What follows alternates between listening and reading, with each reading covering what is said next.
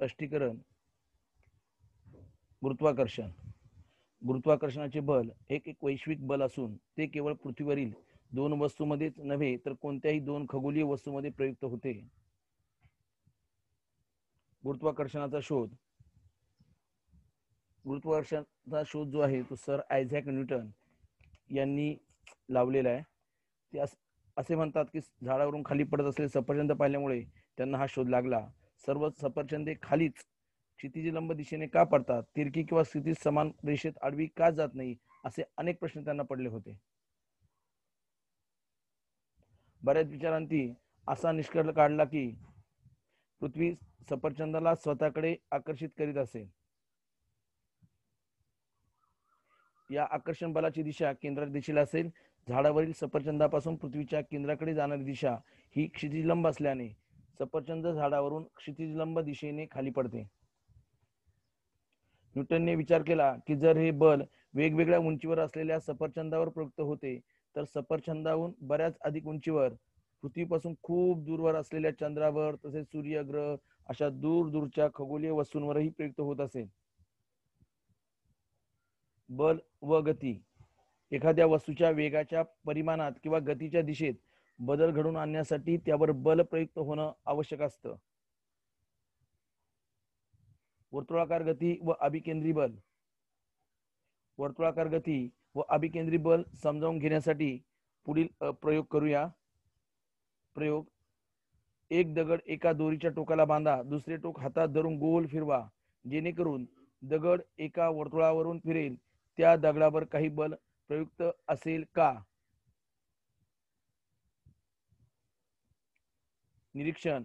जोपर्यंत आपण दोरीला धरून ठेवले आहे तोपर्यंत त्या दगडाला आपण आपल्याकडे म्हणजेच वर्तुळाच्या केंद्राकडे खेचतो. अर्थातच दगडावर कक्षेच्या दिशेने बल प्रयुक्त करत आहोत. आपण दोरी सोडून दिली तर दगडावर लावलेले बल संपुष्टात येते. त्या क्षणी वर्तुळावरील दगडाच्या स्थानाशी असणाऱ्या स्पर्शिकेच्या दिशेने दगड फेकला जातो. गोफणीचं उदाहरण आपल्या समोर आहे, कारण ती त्याच्या वेगाची दिशा असते. अनुमान. वर्तुळाकार कक्षेत फिरणाऱ्या कोणत्याही वस्तूवर वर्तुळाच्या केंद्राच्या दिशेने बल प्रयुक्त होत असते. या बलास अभिकेंद्री बल म्हणतात. या बलामुळे वस्तू केंद्राकडे जाण्यास प्रवृत्त होते. पृथ्वीचा नैसर्गिक उपग्रह असलेला चंद्र एका विशिष्ट कक्षेत पृथ्वीभोवती परिभ्रमण करतो. ते कसे, हे वरील गुरुत्वाकर्षण व अभिकेंद्री बलावरून स्पष्ट करता येते. मागील कृती, उदाहरण व प्रश्नांचा विचार केल्यास असं लक्षात येते की चंद्राला पृथ्वीभोवती त्याच्या कक्षेत फिरत ठेवण्यासाठी त्यावर बल प्रयुक्त होणे आवश्यक आहे. हे बल पृथ्वीच प्रयुक्त करत असेल व चंद्रास स्वतःकडे आकर्षित करीत असेल, त्याचप्रमाणे सूर्य देखील पृथ्वीसह सर्व ग्रहांना स्वतःकडे आकर्षित करत असणार. केपलरचे नियम. प्राचीन कालापासून मानव ग्रहांच्या स्थितीचं व गतीचं निरीक्षण करत आलेला आहे. 16व्या शतकापर्यंत ग्रहांची स्थिती व गतीविषयी बरीच माहिती उपलब्ध झाली होती. योहानस केपलर या शास्त्रज्ञांनी ती सर्व माहिती अभ्यासली. त्यांनी ग्रहांच्या गतीविषयी 3 नियम मांडले. केपलरचे हे नियम पुढील प्रमाणे आहेत. केपलरचा नियम. पहिला नियम. ग्रहाची कक्षा ही लंबवर्तुळाकार असून सूर्य त्या कक्षेच्या एका नाभीवर असतो. आकृतीत ग्रहाची सूर्याभोवतीची परिभ्रमणाची लंबवर्तुळाकार कक्षा दाखवली असून एस ही सूर्याची स्थिती आहे. केपलरचा दुसरा नियम.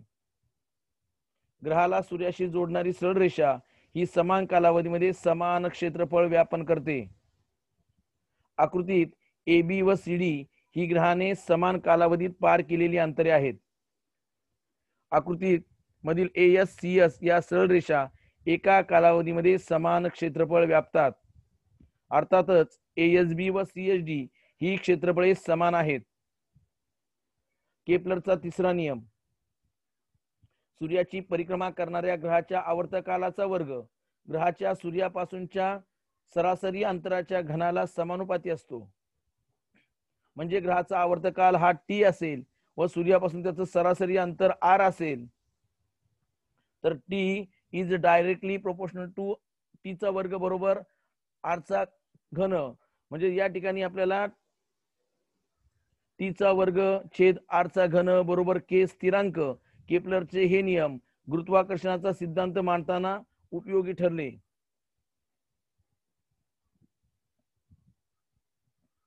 न्यूटनचा वैश्विक गुरुत्वाकर्षणाचा सिद्धांत. केपलरचे नियम लक्षात घेऊन न्यूटनने त्याचा वैश्विक गुरुत्वाकर्षणाचा सिद्धांत मांडला.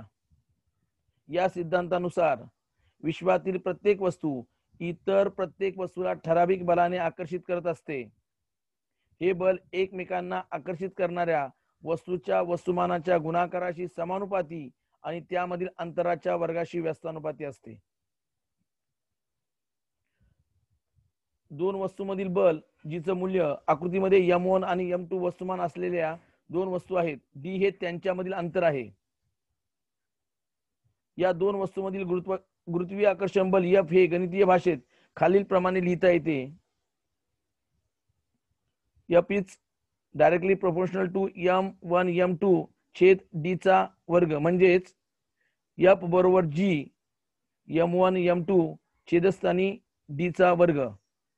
वरील सूत्रावरून असं दिसून येतं की G चं हे मूल्य एकक वस्तुमान असलेल्या व एकमेकापासून एकक अंतरावर स्थित असलेल्या दोन वस्तूमधील गुरुत्वीय बल एवढे आहे. SI एकक प्रणालीमध्ये G चे मूल्य 1 किलोग्राम वस्तुमान असलेल्या व एकमेकांपासून 1 मीटर अंतरावर असलेल्या वस्तूंमधील गुरुत्वीय बलाच्या मूल्या एवढे असते. G चे मूल्य सर्वप्रथम हेनरी कॅव्हेंडिश या शास्त्रज्ञाने प्रयोग करून मोजले. SI एकक प्रणालीमध्ये G चं मूल्य जे आहे ते 6.673 गुणिले 10⁻11 न्यूटन मीटरचा वर्ग पर किलोग्रामचा वर्ग आहे. G हा स्थिरांक असून त्यास वैश्विक गुरुत्वीय स्थिरांक म्हणतात.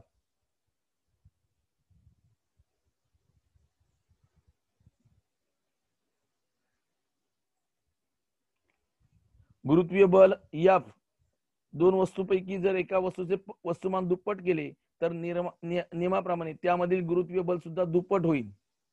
तसेच त्या वस्तूमधील अंतर दुप्पट केले तर बल मात्र 1/4 होईल. दोन्ही वस्तू गोलाकृती असतील तर त्यांच्यामधील बल हे त्यांच्या केंद्रांना जोडणाऱ्या सरळ रेषेत असते व त्या केंद्रांना जोडणाऱ्या त्या रेषाखंडाची लांबी त्यामधील अंतर म्हणून धरली जाते. जर वस्तू गोल व नियमित आकाराच्या नसतील तर बल त्यांच्या वस्तुमान केंद्रांना जोडणाऱ्या रेषाखंडाच्या दिशेत असते व D साठी त्या रेषाखंडाची लांबी घेतली जाते. एक समान वर्तुळाकार गती अभिकेंद्री बलाचे परिमाण. सूर्य व ग्रह यांमधील अभिकेंद्री बल जे ग्रहांच्या परिभ्रमणास कारणीभूत असते ते स्थिर असते व कसे काढले जाते मोजले जाते ते आता पाहूया. समजा एक वस्तू एक समान वर्तुळाकार गतीने गतिमान आहे. या गतिमान असलेल्या वस्तूवर केंद्राकडे निर्देशित अभिकेंद्री बल प्रयुक्त होत असते. या वस्तूचं वस्तुमान m, तिच्या कक्षेची त्रिज्या r व तिची चाल v ने दर्शविली तर या बलाचं परिमाण mv चा वर्ग छेद r एवढे असते. हे गणितीय क्रियेद्वारे दाखवता येते. याचप्रमाणे आता जर एक ग्रह वर्तुळाकार कक्षेत सूर्याची परिक्रमा करत असेल तर त्यावर सूर्याच्या दिशेने प्रयुक्त होणारे अभिकेंद्री बल F बरोबर mv चा वर्ग छेद r असले पाहिजे. येथे m हे ग्रहाचे वस्तुमान, v ही त्याची चाल आणि r ही ग्रहाच्या वर्तुळाकार कक्षेची त्रिज्या म्हणजेच ग्रहाचे सूर्यापासूनचे अंतर आहे. ग्रहाचा आवर्तीकाल T म्हणजे सूर्याभोवती एक परिक्रमा करण्याचा कालावधी व त्रिज्या वापरून काढू शकतो. सूत्रे चाल बरोबर कापलेले अंतर छेद त्यासाठी लागलेला काल. परिघ बरोबर 2 पाय r. केपलरचा तिसरा नियम T चा वर्ग डायरेक्टली प्रोपोर्शनल टू r चा घन म्हणजे T चा वर्ग भागिले r चा घन बरोबर स्थिरांक k. आता आपण ग्रहाची चाल काढूया. ग्रहाने एका परिक्रमेत पार केलेले अंतर म्हणजे कक्षेचा परिघ 2 पाय r. r म्हणजे कक्षेची त्रिज्या म्हणजे सूर्यापासूनचा अंतर. परिक्रमेसाठी लागलेला काळ बरोबर आवर्तकाल बरोबर T. v बरोबर कक्षेचा परिघ छेद आवर्तकाल बरोबर 2 पाय r भागिले T. परिणामी बल बरोबर F बरोबर mv चा वर्ग छेदस्थानी r बरोबर m कंसामध्ये 2 पाय r छेदस्थानी टी चा वर्ग भागिले आर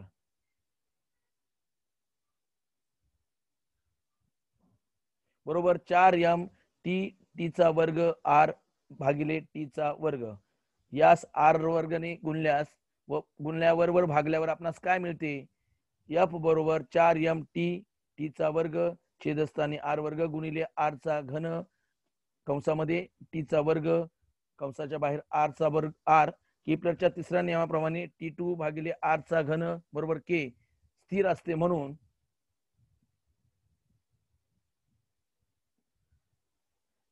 एफ बरोबर 4m टी चा वर्ग भागिले आर चा वर्ग के. पण 4m टी चा वर्ग भागिले के बरोबर स्थिर, म्हणून F is directly proportional to 1/r चा वर्ग. यावरून असं स्पष्ट होतं की सूर्य व ग्रह यांमधील अभिकेंद्री बल जे ग्रहांच्या परिभ्रमणास कारणीभूत असतं ते त्यांच्यामधील अंतराच्या वर्गाच्या व्यस्त प्रमाणात असतं. हेच ते गुरुत्वीय बल. गुरुत्वीय बल हे अंतराच्या वर्गाच्या व्यस्त प्रमाणात असतं असा न्यूटनने निष्कर्ष काढला. गुरुत्वाकर्षणाचे बल हे निसर्गातील इतर बलांच्या तुलनेत अत्यंत क्षीण असते, परंतु ते संपूर्ण विश्वाचं नियंत्रण करतं व विश्वाचे भवितव्य निश्चित करते. ग्रह, तारे, विश्वातील इतर घटक यांच्या प्रचंड वस्तुमानामुळे हे शक्य होते. सोडवलेली उदाहरणं. महेंद्र व विराट एकमेकांपासून 1 मीटर अंतरावर बसले आहेत. त्यांची वस्तुमाने अनुक्रमे 75 किलोग्राम व 80 किलोग्राम आहेत. त्यांच्यामधील गुरुत्वीय बल किती आहे? दिलेली माहिती. महेंद्रचं वस्तुमान m1 बरोबर 75 किलोग्राम, विराटचे वस्तुमान m2 बरोबर 80 किलोग्राम, जी स्थिरांक 6.67 गुणिले 10⁻11 न्यूटन मीटरचा वर्ग भागिले किलोग्रामचा वर्ग.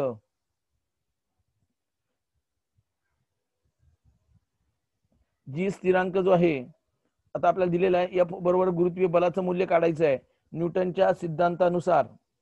एफ बरोबर Gm1 m2 छेद आर चा वर्ग बरोबर 6.67 गुणिले 10⁻11 गुणिले 75 गुणिले 80 छेदस्थानी 1 चा वर्ग न्यूटन.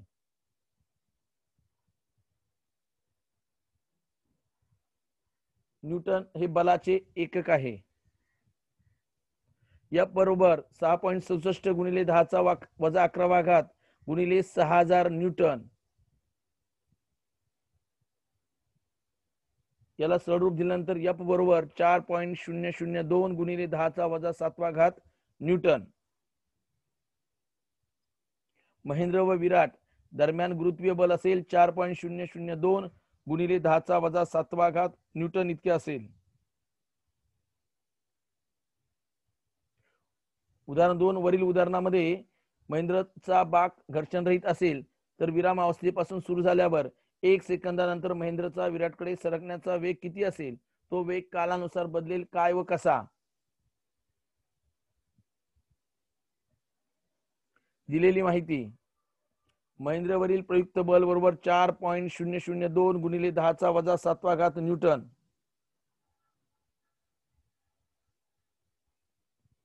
महेंद्रचं वस्तुमान m बरोबर 75 किलोग्राम.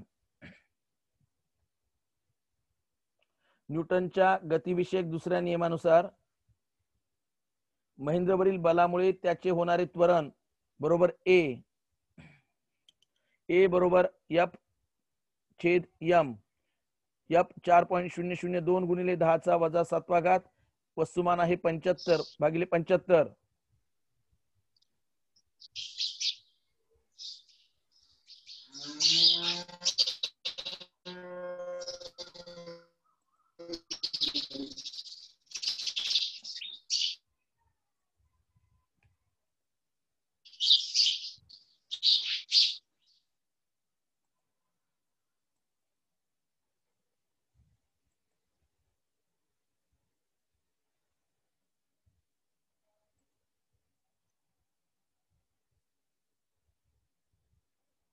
म्हणून ए चं मूल्य मिळालंय 5.34 गुणिले 10⁻⁹ मीटर प्रति सेकंदाचा वर्ग.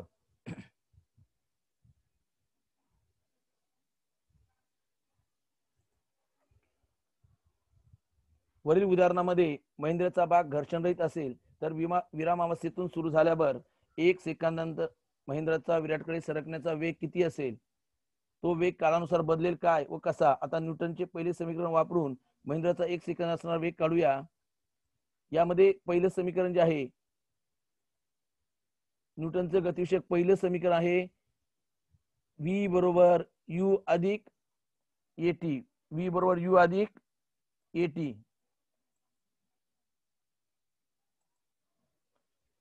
इथे v हा महेंद्रचा अंतिम वेग आहे. इथं v हा महेंद्रचा अंतिम वेग आहे. सुरुवातीचा वेग u हा महेंद्र बाकावर बसलेला असल्याने 0 आहे. u बरोबर 0, बाक घर्षणरहित आहे असे गृहीत धरल्यास v बरोबर 0 अधिक 5.34 गुणिले 10⁻⁹ गुणिले 1 मीटर प्रति सेकंद.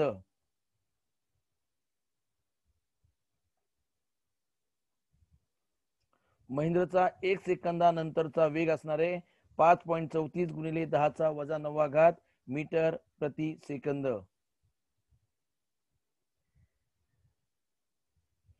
हा अतिशय संत वेग आहे व तो देखील घर्षण नसल्यास संभव आहे हे लक्षात आले असेलच. हा वेग त्वरणामुळे वाढत जाईल. तसेच कालानुसार महेंद्र विराटच्या जवळ सरकल्यामुळे अंतर कमी होत राहील. गुरुत्वाकर्षणाच्या नियमानुसार अंतर कमी तर गुरुत्वीय बल वाढत जाईल व त्यामुळे न्यूटनच्या दुसऱ्या नियमाप्रमाणे त्वरणही वाढत जाईल. पृथ्वीचं गुरुत्वीय बल. पृथ्वी तिच्या जवळील सर्व वस्तूंना गुरुत्वीय बलाने स्वतःकडे आकर्षित करते. पृथ्वीचे वस्तुमान केंद्र तिच्या केंद्रबिंदूत असते म्हणून कोणत्याही वस्तूवरील पृथ्वीचं गुरुत्वीय बल हे पृथ्वीच्या केंद्राच्या दिशेने असते. म्हणूनच या बलामुळे वस्तू क्षितिज लंब दिशेत सरळ खाली पडते. आपण जेव्हा एखादा दगड क्षितिज लंब दिशेने सरळ वर फेकतो तेव्हा हेच बल त्याला खाली येताना असते व त्याचा वेग कमी करते. सतत प्रयुक्त होत असलेल्या या बलामुळे दगडाचा वेग काही काळाने 0 होतो व त्याच बलामुळे दगड खाली पृथ्वीच्या केंद्राकडे येऊ लागतो. वैश्विक गुरुत्वीय स्थिरांक g आणि पृथ्वीची त्रिज्या r या अक्षराने दर्शवितात. r बरोबर 6.4 गुणिले 10⁻⁷ मीटर. गुरुत्वीय बलावरील सोडवलेली उदाहरणं. मागील उदाहरणातील महेंद्रवरील पृथ्वीच्या गुरुत्वीय बलाचं परिमाण काढा. दिलेली माहिती. पृथ्वीचं वस्तुमान m1 बरोबर 6 गुणिले 10⁻24 किलोग्रॅम.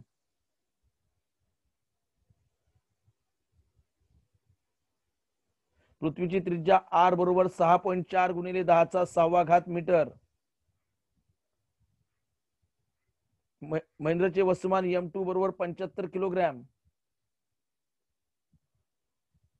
g बरोबर 6.67 गुणिले 10⁻⁻11 न्यूटन मीटरचा वर्ग भागिले किलोग्रामचा वर्ग.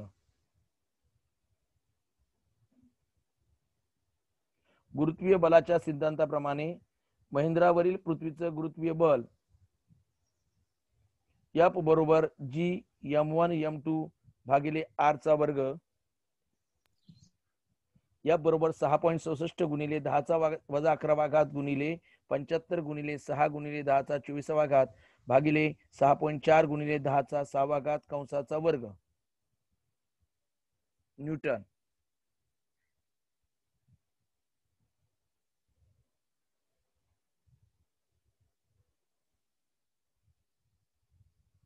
F बरोबर 733 न्यूटन.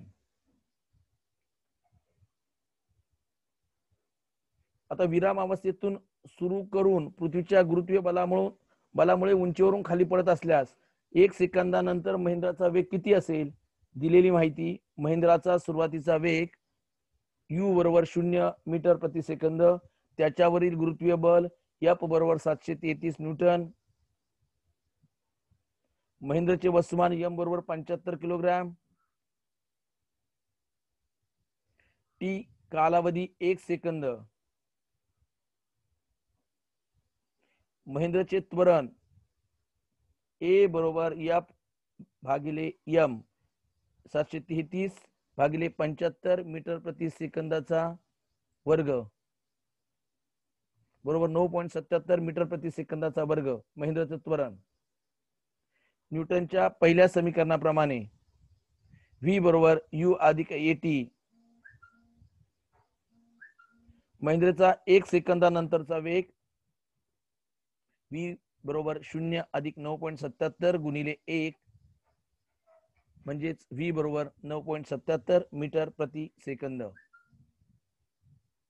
पृथ्वीचे गुरुत्वीय बल चंद्रावरही प्रयुक्त होत असल्यामुळे चंद्र पृथ्वीभोवती परिक्रमा करतो. चंद्र व कृत्रिम उपग्रह पृथ्वीभोवती फिरतात. मात्र त्यांच्या कक्षेतील वेगामुळे ते पृथ्वीवर पडत नाहीत. हा वेग नसता तर ते पृथ्वीवर पडले असते. पृथ्वीचं गुरुत्व त्वरण जी पृथ्वी तिच्या जवळील सर्व वस्तूंवर गुरुत्वीय बल प्रयुक्त करते. न्यूटनच्या दुसऱ्या नियमाप्रमाणे वस्तूवर प्रयुक्त होत असलेल्या बलामुळे वस्तूचे त्वरण होते. याच नियमानुसार पृथ्वीच्या गुरुत्वीय बलामुळे वस्तूंचे त्वरण होते. त्यास पृथ्वीचं गुरुत्व त्वरण म्हणतात. ते जी अक्षराने संबोधतात. त्वरण ही एक सदिश राशी आहे. पृथ्वीच्या त्वरणाची दिशा पृथ्वीच्या केंद्राकडे म्हणजेच क्षितिज लंब दिशेत असते.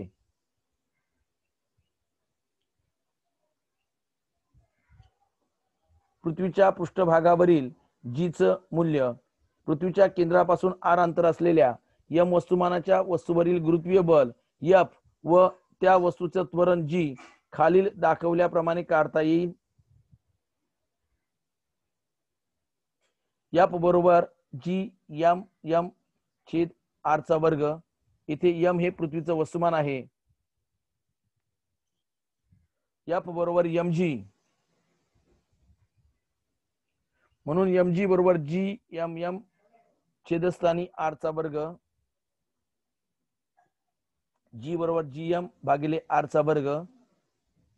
येथे जर वस्तू पृथ्वीच्या पृष्ठभागावर स्थिर असेल तर ती आर बरोबर आर पृथ्वीची त्रिज्या म्हणून जीचे मूल्य असेही दाखवता येईल की जी बरोबर जी एम भागिले आर चा वर्ग. जी एम आर हे सर्व स्थिरांक आहेत. त्यांची मूल्ये ठेवून जी चे मूल्य काढले आहे. म्हणून जी बरोबर 6.67 गुणिले 10 वजा 11 घात गुणिले 6 गुणिले 10 24 घात भागिले कंसामध्ये 6.4 गुणिले 10 6 घात पूर्ण कंसाचा वर्ग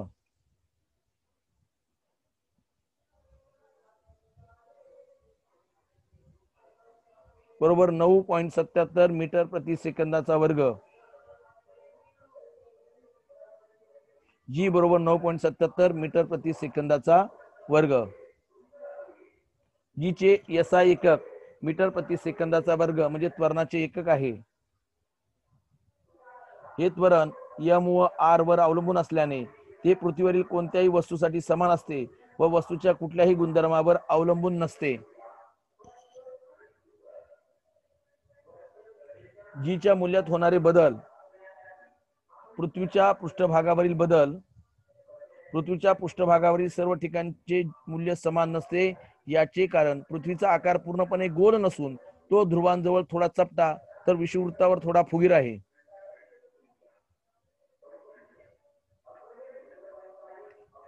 अर्थात पृथ्वीची त्रिज्या ध्रुवाजवळ थोडी कमी तर विषुववृत्ताजवळ जास्त आहे. पृथ्वीच्या पृष्ठभागावरील वेगवेगळ्या बिंदूंचं पृथ्वीच्या केंद्रापासूनचं अंतर त्या त्या स्थानानुसार बदलत असतं. जी चे मूल्य ध्रुवावर सर्वात जास्त म्हणजेच 9.832 मीटर प्रति सेकंदाचा वर्ग आहे व ते विषुववृत्ताकडे जाताना कमी कमी होत जाते.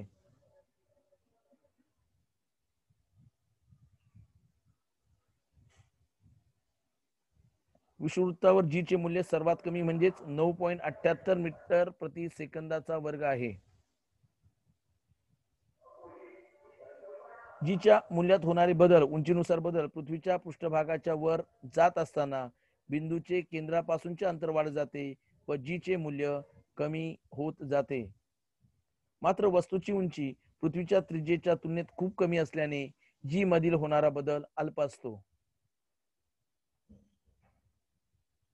तथापि आपण जेव्हा एखाद्या कृत्रिम उपग्रहाचा विचार करतो तेव्हा उंचीमुळे होणारा जी मधील बदल विचारात घ्यावा लागतो. काही विशिष्ट उंचीसाठी जी चे मूल्यात होणारे बदल या ठिकाणी पुढील तक्त्यात दर्शवलेले आहेत. स्थान, पृथ्वीचा पृष्ठभाग सरासरी, पृथ्वीच्या पृष्ठभागापासून उंची 0 किलोमीटरवर जी चं मूल्य आहे 9.81 मीटर प्रति सेकंदाचा वर्ग. स्थान माउंट एव्हरेस्ट, पृथ्वीच्या पृष्ठभागापासूनची उंची आहे 8.8 किलोमीटर, त्या ठिकाणचं जी चं मूल्य आहे 9.8 मीटर प्रति सेकंदाचा वर्ग. मानवनिर्मित फुग्याने गाठलेली सर्वाधिक उंची पृथ्वीपासून अंतर आहे 36.6 किलोमीटर, जी चं मूल्य आहे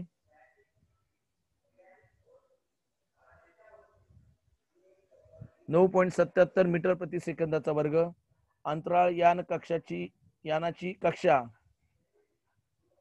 पृथ्वीपासून उंची 400 किलोमीटर, जी चं मूल्य आहे अंतराळ यानावरचं 8.7 मीटर प्रति सेकंदाचा वर्ग.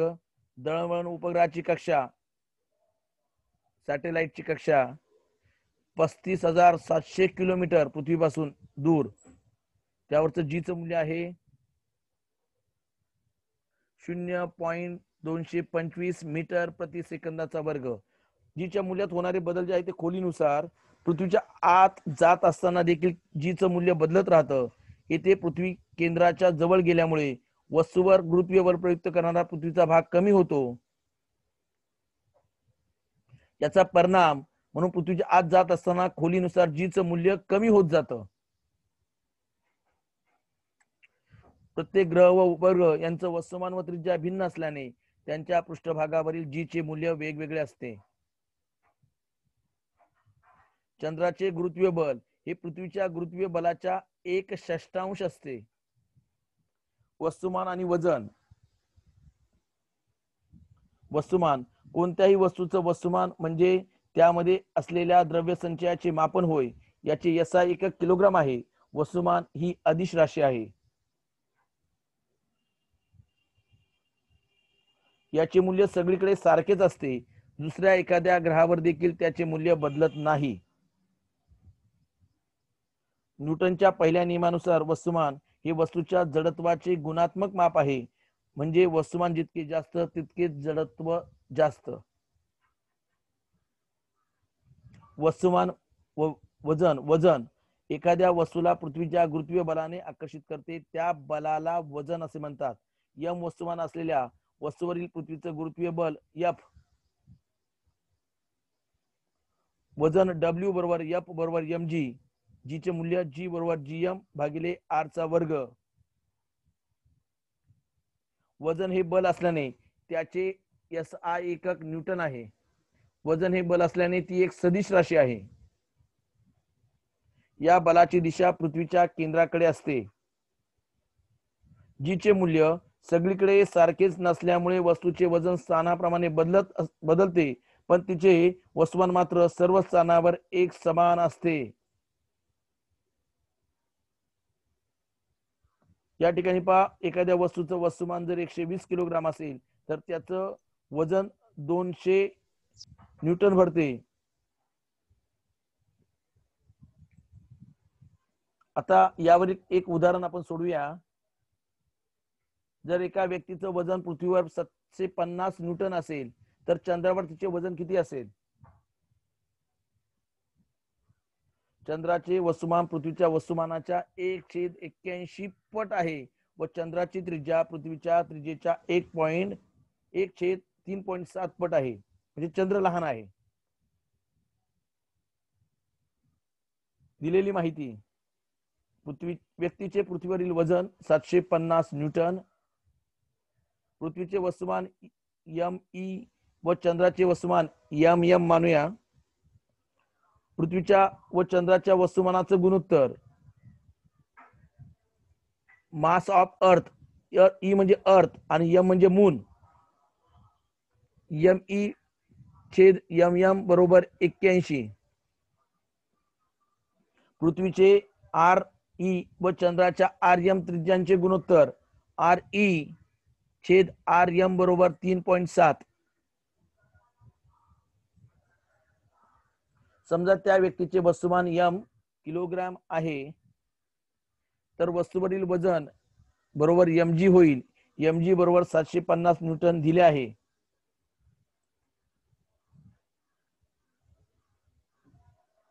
mg बरोबर me छेद re चा वर्ग, कारण g बरोबर gm छेद r चा वर्ग आपणास माहित आहेच. 750 बरोबर mgme छेद re चा वर्ग, m बरोबर 750 re चा वर्ग छेद gme. तिरकस गुणाकार करून त्या व्यक्तीचं चंद्रावरील वजन बरोबर mgm छेद rm चा वर्ग. यातील m ची किंमत ठेवून व्यक्तीचं चंद्रावरील वजन बरोबर 750 re चा वर्ग छेद gme गुणिले gmm छेद rm चा वर्ग. 750 गुणिले re चा वर्ग छेद rm चा वर्ग गुणिले mm छेद me